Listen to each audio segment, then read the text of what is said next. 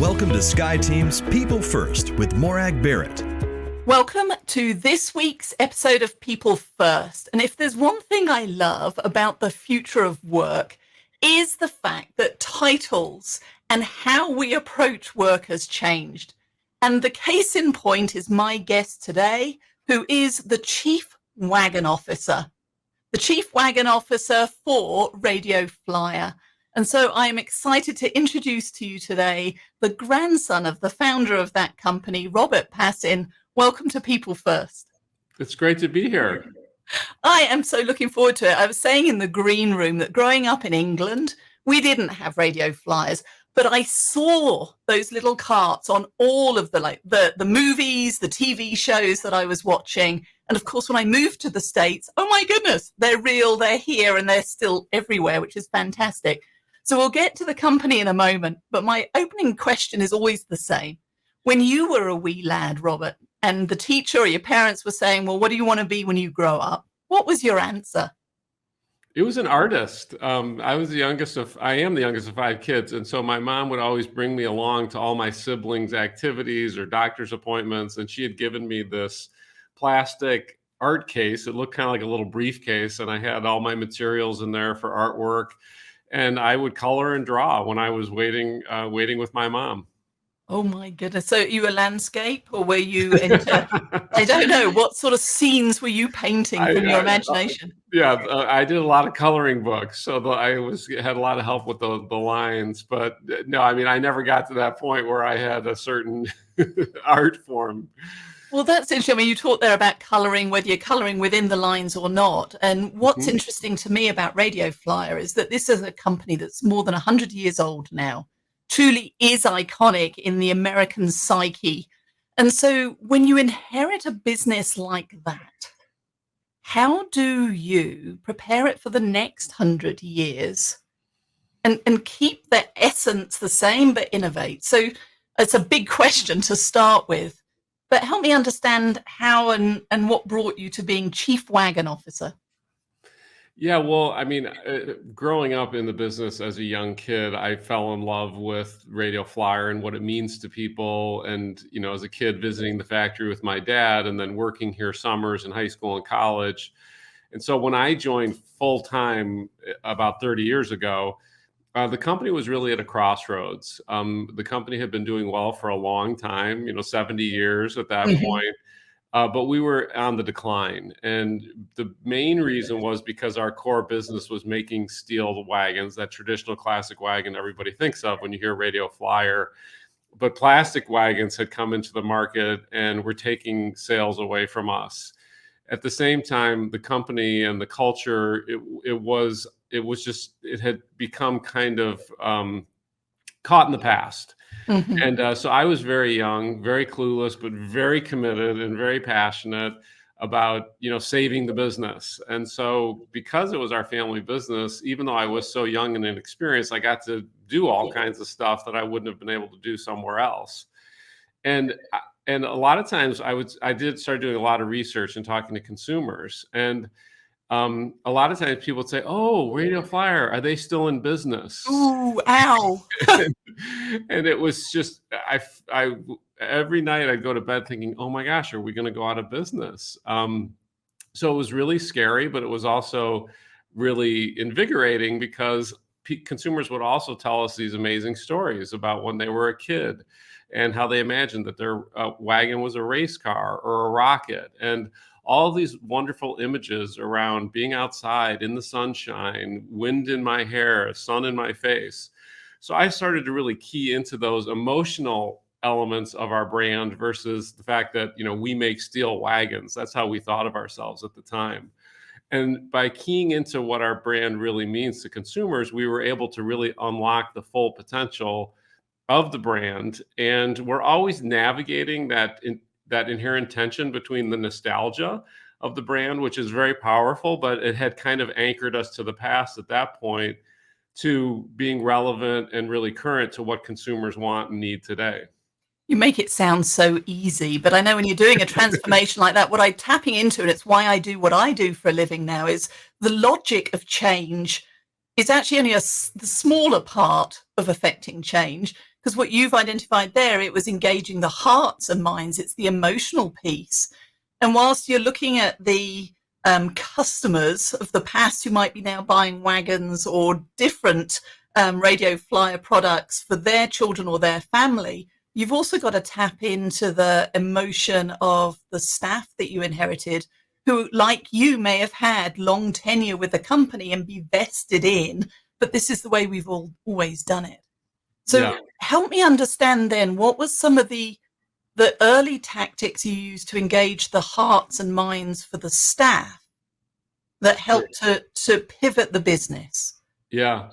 Well, we had to make some really tough decisions because at that point we were essentially a manufacturer, and the majority of the people in the company were related to our factory in Chicago making these steel wagons. And we didn't have a product development team. We didn't have a marketing team. We had one person in sales, so we were a really small team. Most of the people were working in the factory. And over the course of trying to figure out what we could become really great at, we realized that the thing we were really great at, making steel wagons, was going away or becoming very small, and we couldn't sustain an operation with making steel wagons. So we made the decision to no longer be a manufacturer, to focus on brand development, design, product development. And so we shut down the manufacturing operation. And that was a very painful but critical move to survive, because if we had kept it going, we either would have run out of money or we would have had to sell the company. And when we went through that process of shutting down the factory, it was really like it was like a part of our family had died, and we treated it that way. And we were very respectful to the people who were departing. We did it in the most humane, generous way we could. And then after we shut down the factory, we went through a year-long process with the people who were still at the company. Many of them had been there for a long time, like you said. And we started asking these questions. What does Radio Flyer mean to people? What are our values as a company? What do we aspire to become? And over the course of that year, we were able to articulate our mission and values for the first time. We had never written those down, and as we went through the process, it became very clear that our mission was to bring smiles and create warm memories. That's the stories that we got from consumers.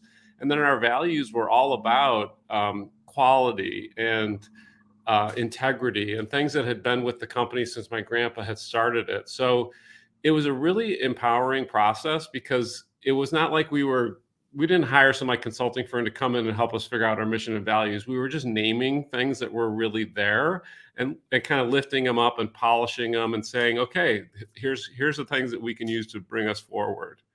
So there you're articulating again the heart, what makes it special, what it feels like, not just to work for the business, but as a customer, the experience that I'm getting, the memories that I'm making. What were some of the trip hazards then, as you were also going through that and trying to name what made the company special, but also letting go of what might have been? Do you remember how and where you may have skinned your knees along the way? Well, yeah, a lot. I mean, we during that whole process, we didn't have a true HR function. So while we were figuring out, who was going to stay at the company, we had to hire a lot of people. We had to hire designers and engineers and marketers, and I had never done that, and we didn't have a process for that. So I made a lot of hiring mistakes. I had to learn, how to really hire people, and focusing on the job that needs to be done more than a fancy looking job description. We came out with a lot of products that didn't succeed, so we had to learn a lot about developing new products. So it's safe to say I made about every mistake you possibly could make during that process. And though we did have success at the same time, and fortunately, we had more success than failure. And over time, those successes became more and more and more. And that enabled us to earn more, grow our sales, earn more money, hire more people, and start that kind of flywheel of success. Oh, I like that, the analogy of the flywheel and so on. But again, it's the human element that makes or breaks change, and it's the human element that makes or breaks companies every single day. Yes. So what role have relationships played then in your success and the success of Radio Flyer? Yeah, I mean, it's everything. I think the relationships that I remember being at my grandpa's funeral in 1990. So it was before I started in the company.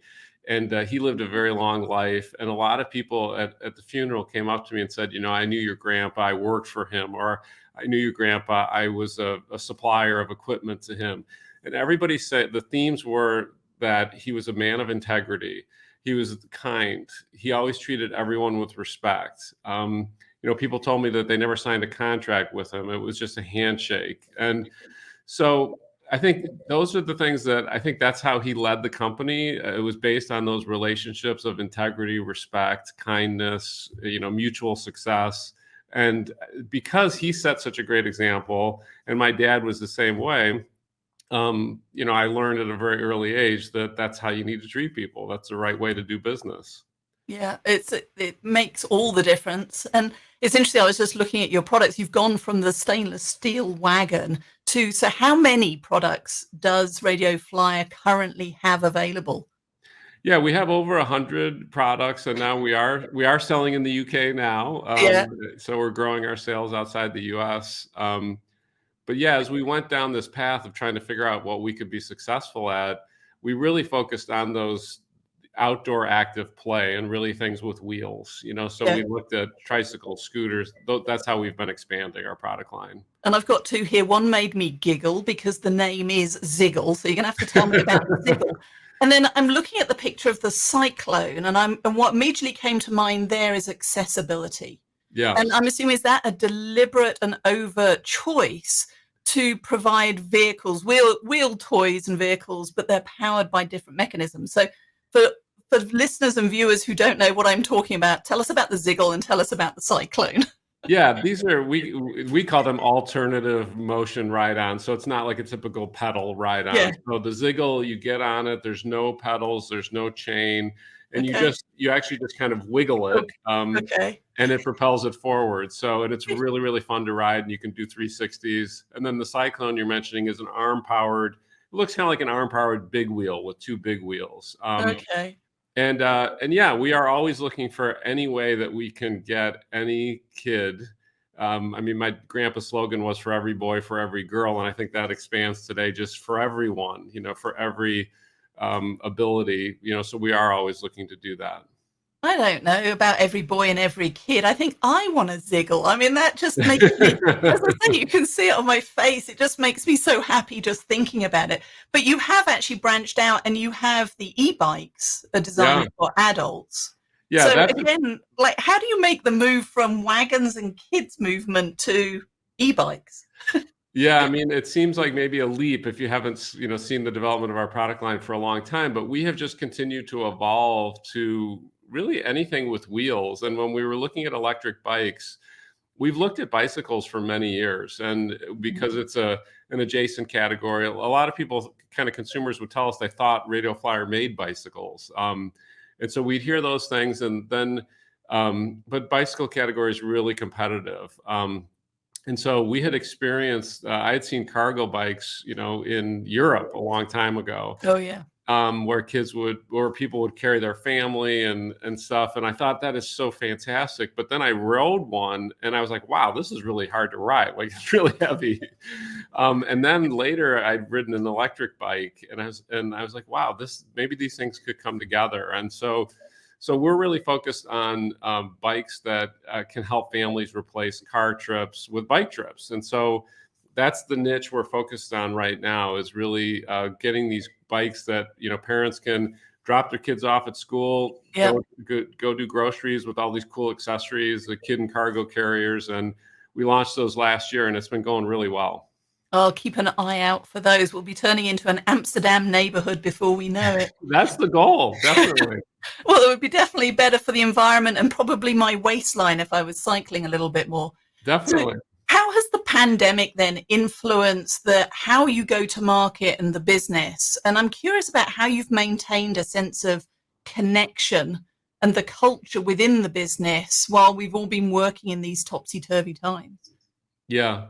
Well, fortunately for us, we were one of the beneficiaries of increased business during the pandemic because families were stuck at home and they bought tricycles and scooters and wagons, to get outside and keep the kids active and engaged and entertained. And we got all kinds of stories and photos from families during the pandemic that were so wonderful, where people would say, you know, we were having cabin fever, and our favorite part of the day is getting outside and, you know, riding around the block. And so we felt like, you know, we were a bright spot in people's lives during a difficult time, and that felt really good.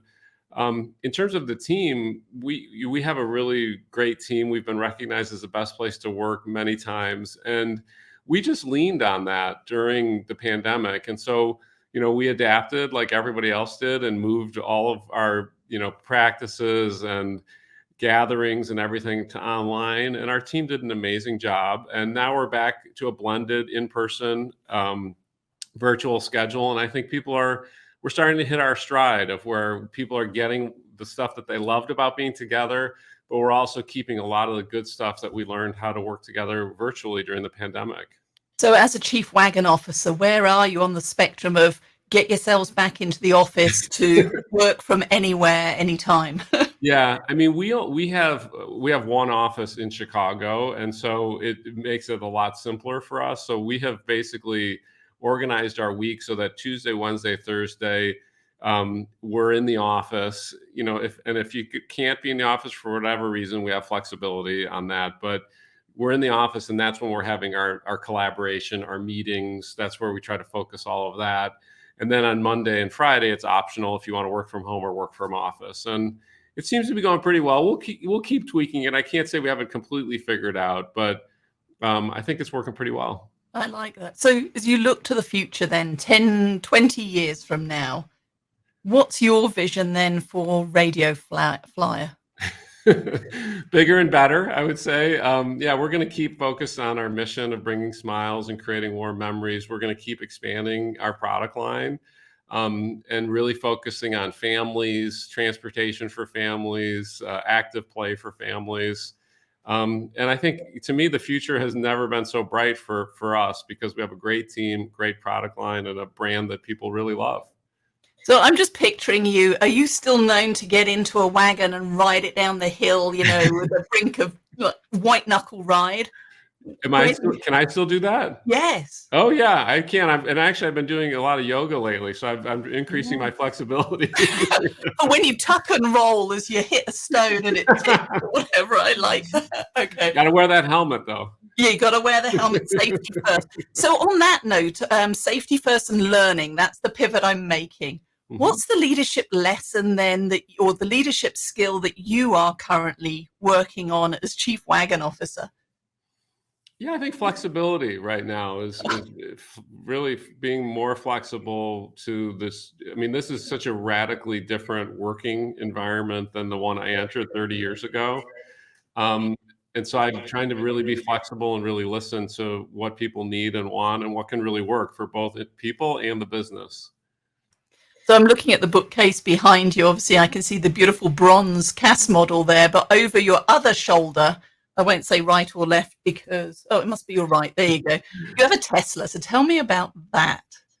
Yeah, well, we started our partnership with Tesla almost 10 years ago, and we were entering these electric cars for kids category. So our team was doing a bunch of research on that, and we found that everything that was on the market at that time had traditional lead acid batteries, and they worked okay, but they don't hold the charge as much, and it takes a long time to charge them up. They have to charge overnight. And so parents would say to us, we love this car from this competitor, but the battery's always dead and it takes forever to charge. And so our head of product development said, we could solve that with lithium ion batteries, and maybe we should talk to Tesla because they were up and coming. And so we pitched the idea to Tesla. And when we pitched them, we said, we want everything about the experience for the kids' Tesla to be like the adults. So just like you can't buy a Tesla at a car dealership, and the equivalent then was, mass market retailers, you buy it online and you can customize it. You can pick the color. You can put your kid's name on the license plate, and the Tesla team really loved the fact that we really got what they were and the whole experience was. And so we launched it in 2016, and it's just been a huge success and a great partnership. Oh my God, it just gives me goosebumps because, again, it's the attention to detail that makes a difference. And that was something else that jumped out to me earlier this year. It's funny, I see Radio Flyer everywhere now, which is a compliment, not a complaint. Thank But I you. was reading one of the newspaper articles about the innovation that you'd done in a hospital environment. So for many watching or listening, they're thinking, radio flyers, hospitals, what? So fill in the gaps there. Yeah. Well, about 20 years ago, when I first started, we were just kind of organically donating wagons to hospitals. We'd get a call from a children's hospital or a children's area in a hospital saying, we'd like to use your wagons to transport kids around because it's less scary, more fun, more playful than a wheelchair or a gurney or something like that. And so we were just donating wagons. But then I met somebody from the Starlight Foundation, which their whole mission is to make kids and family stays in hospitals more fun, less scary. And we struck up a partnership where we would give Starlight wagons and they would distribute them to the hospitals. And over the years, we've donated about 15,000 wagons to hospitals through Starlight.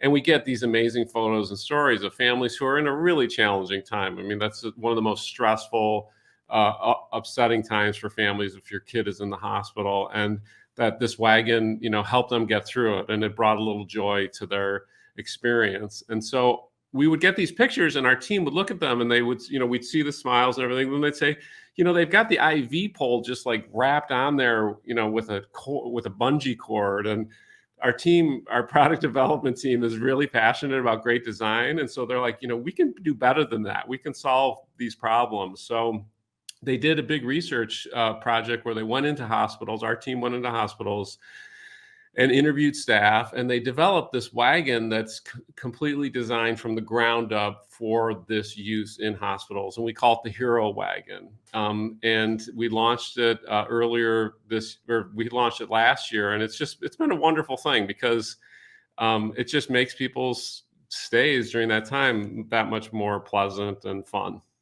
Well, it goes back to your opening comments. What's Radio Flyer all about? It's all about helping to create memories. And if during that stressful time, the memory has that bright spot and it's making life easier for everybody, that's just wonderful. So, Robert, as we come to the end of our time together here, how can people find out more about the hundreds of products that are now available under the Radio Flyer brand? Yeah, I mean, of course, you can go to our website, which is radioflyer.com. And then I'm on LinkedIn, so you can check out my posts. I post a lot about our team and culture and what we're doing at Radio Flyer on LinkedIn. Okay. Thank you for sharing your insights with me today. Thanks. It's been a lot of fun. All right, that was the dramatic pause. Now we move to extra credit. Thank you. That was brilliant. I got goosebumps just listening to those stories and anecdotes. Thanks for being such a nice interviewer. Oh, well, I do my best. Is that a Radio Flyer red water jug too? Yes, it's everywhere. It is everywhere. Okay. All right. So here we go with extra credit. Welcome to this week's take two. Welcome to this week's episode of Extra Credit, where I put leaders on the hot seat and ask them the tough questions. And this week I have the Chief Wagon Officer. Yes, you heard that right. Chief Wagon Officer for Radio Flyer, Robert Pasin. Welcome to Extra Credit. It's great to be here. All right, your opening question then is, to be an ally, one should listen. Ooh. A leadership skill that you had to learn the hard way.